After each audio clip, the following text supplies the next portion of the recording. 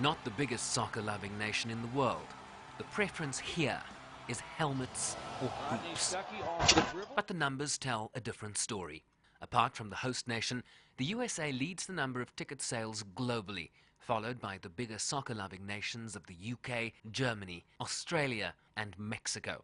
It's an excuse for us Americans to go have a big party and finally see Africa. Because most Americans will save for 5 years and always put the Africa trip off, maybe for retirement.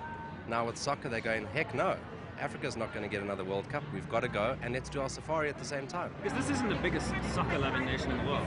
No, but it's the biggest travelling nation in the world, and this is the perfect excuse for them finally to take their trip. Meet Zach and Mike, who've been to previous World Cups in Germany and France. They played club soccer in Brooklyn, New York, even in the dead of winter. They leave for South Africa in early June. I love the England team. I grew up in England, so I just wanted to go and support the England team. And the other thing is I've never been to South Africa or Africa at all, and I've always heard great things about it, so just excited to go. So what's interesting is you'll be able to compare what happened in Germany to what's happening in South Africa. That's going to be interesting. Yeah, absolutely. I mean, I was in a bunch of different cities in Germany, and I'm really looking forward to, we're going to be based in Johannesburg, but I'm looking forward to getting out to Cape Town and Durban and seeing the whole country. The South Africa stand at the recent New York Times travel show had pride of place. The World Cup evidently a major drawcard. Even South Africa's Deputy Tourism Minister stopped by to woo those still undecided. South Africa is ready to host the 2010 World Cup. We've put everything in place. The infrastructure is ready. We're finalizing the road networks and the buses. We are even training the drivers of the buses so that they are not only offering them transport just to the venues, but also would be selling the country and the attractions because we have improved our products. Even so, perceptions about Africa remain.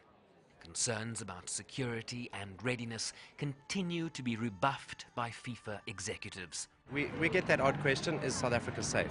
Is there crime? Absolutely there's crime. But I always answer it with the simple fact that I've got 4 siblings. They all live in Johannesburg. They all have US passports. If it was that bad, they would all be living in the United States. This is the first World Cup for Africa. What was your reaction when you heard, when it was announced that South Africa was going to host the 2010 World Cup? Oh, I'm all emotional about soccer, so I was really pleased to hear that they had chosen South Africa. I wasn't thinking technically whether like they would be able to host it, you know, with the right venues and everything. I know there were some worries, but I never let that get to me. I was just really excited to experience it. We have heard, of course, that there's problems with crime and that can be dangerous to go into certain areas, but I don't think we're too worried about it. We're going to be staying with friends who know where to go, and we'll you know, we're from New York, which has got its own share of problems. I grew up in London, which is a big city as well, so I think it'll be fine. Getting to South Africa is a 16-hour trip for most Americans. The idea is to do a little more than just watch soccer. South Africa, as we know, is a destination with safari. You've got Vic Falls, you've got Cape Town. So I would say 90% of every US fan that's coming is doing a safari and then extending their trip.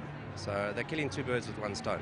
Mike and Zach plan to visit Cape Town, Durban, Joburg and the Kruger National Park. Of course, I've never been on anything like a safari, so I'm really interested to see that. But I would never travel to South Africa or any place like that just to see animals. I really am interested to see the cities, to see the culture, to see the people interact and to interact with them. I mean, that's always going to be a highlight of the trip. But I'd also like to see a lion eating an impala. Or an impala eating a lion. Whichever comes first. What is clear is that Americans are using the World Cup as an excuse to travel to Southern Africa and explore a region that perhaps wasn't part of their travel plans before. Mike and Zach are fortunate in that they'll be staying with friends, having already coughed up in the region of 14,000 Rand for the trip alone.